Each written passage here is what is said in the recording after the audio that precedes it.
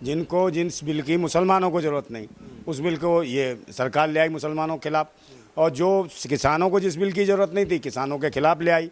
और वकीलों को जिस बिल की ज़रूरत नहीं थी, उसके लिए बिल ला रही थी। सरकार अगर उत्थान करना चाह रही है उन गरीब मुस्लिमों का जो पंचर लगाते हैं, प्रधानमंत्री कह रहे हैं, तो क्यों नहीं चाहते उनको उत्थान करने के लिए? अरे भाई, पांडे, शुक्ला, तिवारी, अन्य जाति के बहुत सारे लोग हैं, वो भी राजपूत भी हैं, पंचर लगा रहे हैं। अवैध कब्जे क्या इनके बाप के हैं? ये कब्जे थोड़ी है ये सरकारी अरे भाई, सरकारी संपत्ति इनके बाप की है संपत्ति, सरकारी संपत्ति है। और तो देश में कौन है? तो देश के कौन लोग हैं? चंद लोगों का। अरे ये देश के लोग नहीं है, चंद लोगों का। और भाई किन का कब्जा है? ये देश के नागरिक नहीं है क्या मुसलमान?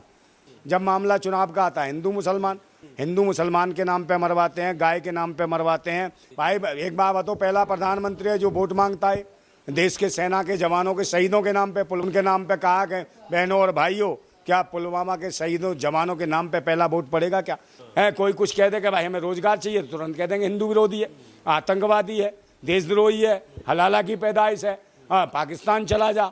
मतलब ऐसी भाषा बोलते हैं। IT सेल के लोग छोड़ रखे हैं, कुछ गुंडे छोड़ रखे हैं इन्होंने, भाजपाइयों ने, जो भगवा लेके अभी देखा नहीं फिलहाल में है, मज़ारों के ऊपर चढ़ जाते हैं, मस्जिदों के ऊपर चढ़ जाते हैं, और तो और जो देश की अदालतें उनके ऊपर खड़े हो जाते हैं, भगवा झंडे लगाते हैं। ये क्या है? आप जाति देख के मारते हो तो ये आतंकवाद नहीं है?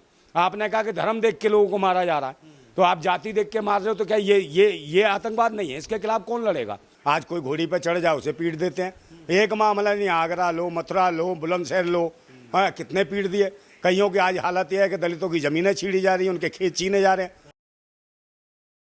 वक्फ अमेंडमेंट एक्ट को लेकर सुप्रीम कोर्ट ने दूसरी सुनवाई करते हुए मामला आगे बढ़ा दिया है और अब जो नए CJI बनेंगे वो इस मामले पर पूरी सुनवाई करेंगे। सवाल ये है कि जो all India Muslim personal board है वो लगातार इस लड़ाई को लड़ रहा है। तमाम मुस्लिम संगठन और उनके साथ बाकी भी लोग भी इस लड़ाई को आगे बढ़ाने का काम कर रहे हैं और ऐसे वक्त में ये कहा जा रहा है कि इस तरह के मुद्दों को क्यों उठाया जा रहा है, जबकि देश में और भी तमाम मसले हैं। नंदा भाई राजपूत जी हमारे साथ हैं, तमाम सोशल इश्यूज पर बेबाकी से अपनी बात रखते हैं। किस तरह से देखते हैं वक्फ का जो मुद्दा है? इधर all India Muslim personal board लगातार आखिरी सांस तक इस लड़ाई को लड़ने कह रहा है, उधर जो है एक्ट बन चुका है, आगे की लड़ाई कैसी हो? देखिए, कुछ नहीं, सरकार का काम ही है कि जिन मुद्दों की ज़रूरत नहीं, जिन चीज़ों की ज़रूरत नहीं, जिनको जिस बिल की मुसलमानों को ज़रूरत नहीं, उस बिल को ये सरकार ले आई मुसलमानों के खिलाफ। और जो किसानों को जिस बिल की ज़रूरत नहीं थी, किसानों के खिलाफ ले आई। और वकीलों को जिस बिल की ज़रूरत नहीं थी, उसके लिए बिल ला रही थी। है तो ये, और वही देश के जो जवान हैं उनको अग्निवीर बना के बिल ला के ये काम कर दिया।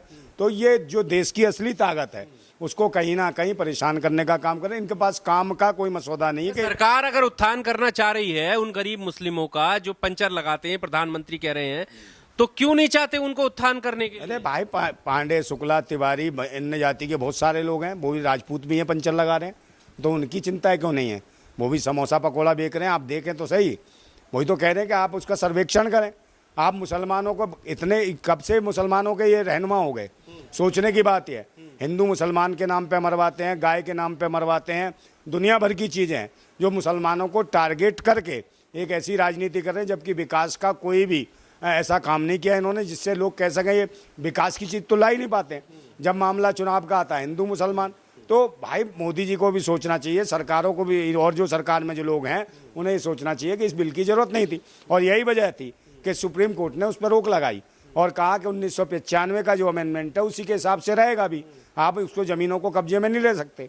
तो ये ज़मीनों को ये जो सरकार है ये कब्जा करना चाहती है, और कारपोरेट जगत के जो लोग हैं उनको ये बेचना चाहती है। बाकी तो सरकारी महकमे बेच ही चुके हैं। जो ये कहा जा रहा है कि मस्जिदें छिन जाएंगी, मदरसे छिन जाएंगे, कब्रिस्तान छिन जाएंगे, ये अफवाह है या इसको मान लिया जाए कि ये सच है? नहीं, ये छीन नहीं सकते, इनका बाप भी नहीं छीन सकता। ये भाई दान की चीजें हैं और धर्म का काम है, मजहब का काम। अफवाह क्यों फैलाई जाए? भाई ये सरकार को निशाने पे लिया जाए? सरकार कर रही है ना काम, सरकार इसको कर रही है कि हम इज्जत देंगे, फलाना और मजबूत देने का काम कर रही है। सरकार कभी 3 तलाक ले आती है, कहीं पर्दा प्रथा ले आती है, कहीं हलाला ले आती है। तो ये मुद्दे नहीं है भाई। ये तो ये कहते थे हम तो हिंदूवादी हैं, तो हिंदुओं के लिए करो ना कुछ, हिंदुओं के लिए क्या करो? कुरीतियां नहीं हटाए? कुरीतियां थोड़ी है। क्या कुरीतियां भाई? बोर्ड की जमीन है या आप देख लो मंदिर की जमीन है। गलत नहीं हुआ, ये कह रहे हैं कि इतने सालों में क्यों नहीं उत्थान हुआ मुसलमानों का? वक्फ की संपत्ति तो एक जमाने से है, मोदी सरकार 2014 से आई है। तो इनके क्या रिश्तेदार लग रहे हैं मुसलमान, जो इन्हें ज्यादा चिंता है? क्यों देश के प्रधानमंत्री को चिंता नहीं होगी तो क्या नंदा भाई को चिंता होगी? भाई भर भर के गालियां देते हैं, मुसलमानों के खिलाफ बोलते हैं, उल्टे सीधे बयानबाजी देते हैं। पूरा देश समझ रहा है इनकी राजनीति। मोदी जी ने क्या बयानबाजी दी? भाई एक बात बताओ, पहला प्रधानमंत्री है जो वोट मांगता है। देश के सेना के जवानों के शहीदों के नाम पे पुलवामा में शहीद कराए, उनके नाम पे कहा कि बहनों और भाइयों, क्या पुलवामा के शहीदों जवानों के नाम पे पहला वोट पड़ेगा क्या? तो ऐसा प्रधानमंत्री आपने कहीं देखा है जो देश के शहीद जवानों के नाम पे वोट मांगता हो? आपने ये तो सुन लिया, आपने ये नहीं सुना प्रधानमंत्री ने जब ये कहा कि मैं सबका साथ, सबका विकास, सबका विश्वास, जीत के आगे बढ़ूंगा और देश को विश्वगुरु बनाएंगे? इन्होंने तो पता नहीं क्या क्या कहा। 2 करोड़ रोजगार की बात कही थी, कि दिया क्या 2 करोड़ रोजगार? है, लोगों को कुछ नहीं दिया। और रोजगार को तो छोड़ो, बेचारों के रोजगार और छीन लिए, 3rd और 4th क्लास की नौकरी छीन ली, और जिन सफाई कर्मचारियों के पैर छुए थे उन्हीं की नौकरियां छीन ली।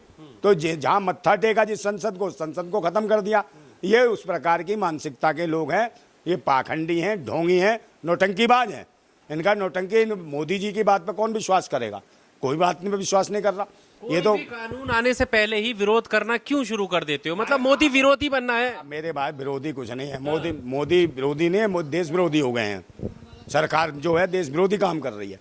आप जिन मुद्दों की जरूरत नहीं है, जिन जरूरत है देश को, शिक्षा की, स्वास्थ्य की, रोजगार की, सुरक्षा की, इस पर कोई काम नहीं कर रही है सरकार।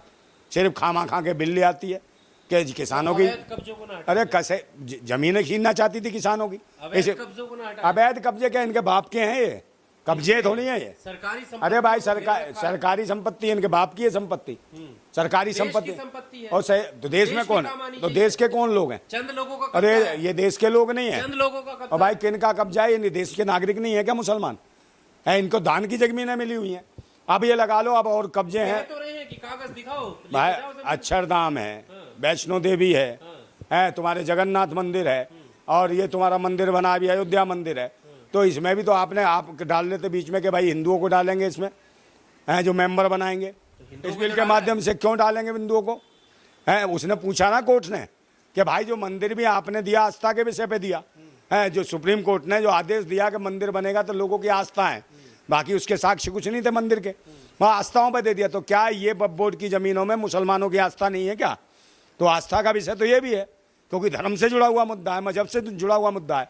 तो इस बात को सुप्रीम कोर्ट समझ रहा है कि आस्थाओं का विषय है, आस्थाओं की चीज़ों को छेड़े जाना ठीक नहीं है। बिल्कुल आस्था भाई, एक बात है, इन्होंने आस्था से करा तो आस्था से मंदिर बनवाया, तो आस्था ये तो जमीनें पहले से हैं इनके पास, और इसमें कोई विवादित भी नहीं था। चलो वो जो मंदिर था वो तो विवादित था, बाबरी और मंदिर वाला मामला तो विवादित था, मरे इन जमीनों पे तो कोई विवाद भी नहीं है।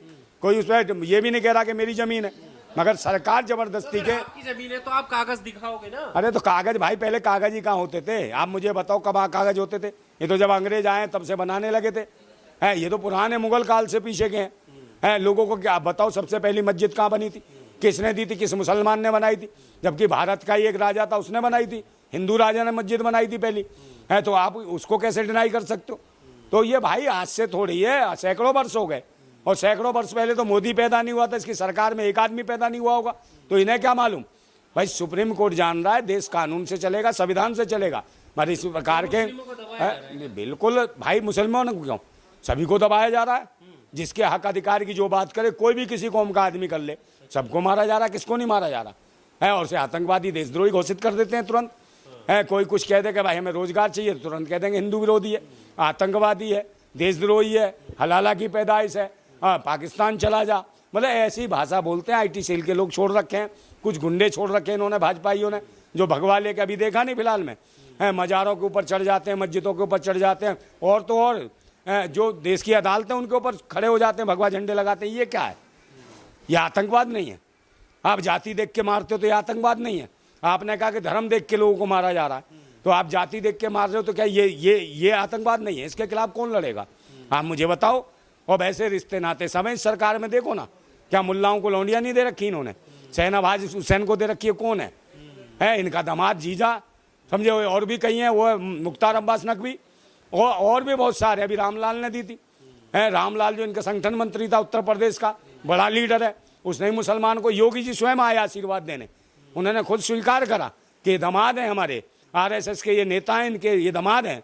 है, तो बताओ, ये है मोहन भागवत को ले लो, उसकी भतीजी उर्मिला मातोडकर, वो मुसलमान को, तो भाई ये जब मुसलमानों को अपनी लड़कियां दे रहे हैं, उनकी सेज सजा रहे हैं, वो इनके बच्चे पैदा हो रहे तो इन्हें मामू कह रहे हैं, नानू कह रहे हैं, तब कोई दिक्कत नहीं है। वैसे मुल्लाओं से परेशानी है। के बाद से हमने देखा देश के अलग अलग कोनों में कश्मीरियों पे, स्टूडेंट्स पे हमले हुए हैं, उत्तराखंड में हमले हुए हैं। इनके पीछे कौन है? क्योंकि हमें एक साथ खड़े होने की बात है, क्योंकि एक साथ खड़े होंगे तभी हम दुश्मन से लड़ेंगे। यहाँ आपस में दुश्मन। देखिए, सरकार और चीज़ों को देख रही है, पहले आतंकवाद खत्म करे, क्यों नहीं कर पा रही है? और ये आतंकवाद नहीं है जब जाति को जाति से लड़वाया जा रहा है। आज कोई घोड़ी पर चढ़ जाए उसे पीट देते हैं। एक मामला नहीं, आगरा लो, मथुरा लो, बुलंदशहर लो, हाँ कितने पीट दिए। कईयों की आज हालत यह है कि दलितों की ज़मीनें छीनी जा रही हैं, उनके खेत छीने जा रहे हैं, कोई सुनवाई नहीं है। और तो बहुत सारे मामले तो ऐसे हैं, बेचारे डर की वजह कोई बोल नहीं रहा, उनके रेप हो रहे हैं, बलात्कार हो रहे हैं, नंगा करके दौड़ाया जा रहा है। तो कौन है भाई? वहाँ क्यों नहीं ध्यान दे रही? आतंकवाद नहीं है, जाति देख के आप शोषण कर रहे हो, बलात्कार कर रहे हो, अत्याचार कर रहे हो और गालियाँ दे रहे हो खुले रूप में, तो ये क्या आतंकवाद नहीं है? इस आतंकवाद के खिलाफ लड़ना है जरूरी है। प्रधानमंत्री का जाति धर्म मजहब देख के अगर कोई राजनीति कर रहा है तो वो खुद आतंकवादी है, स्वयं आतंकवादी है। और अगर समानता की बात करता है तो किसी भी कौम, किसी भी धर्म का व्यक्ति हो, वो देश का नागरिक है, सबको समान अधिकार मिलने चाहिए, उसकी रक्षा और सुरक्षा होनी चाहिए।